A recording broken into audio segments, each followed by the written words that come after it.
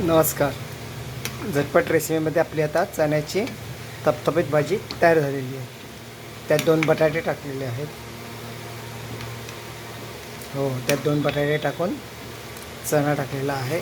तेलावरती मालवणी वाटप, मालवणी मसाला हे सगळं टाकून आता हे थोडंसं बटाटा शिजला की आपले चण्याची थपथपीत भाजी तयार.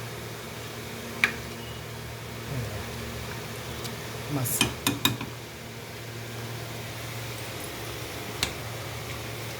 आणि आता इथे बनवलेला आहे काळ्या वाटाण्याचा सांबार. हे बघा, हे काळ्या वाटाण्याचा मालवणी पद्धतीचं वाटपाचं सांबार. कुठल्याही सणासुदीला, पूजेला काळ्या वाटाण्याचा सांबार असल्याशिवाय त्या जेवणाला, पंक्तीला शोभा येत नाही. असा मालवणी पद्धतीचा काळ्या वाटाण्याचा सांबार रेडी झालेला आहे.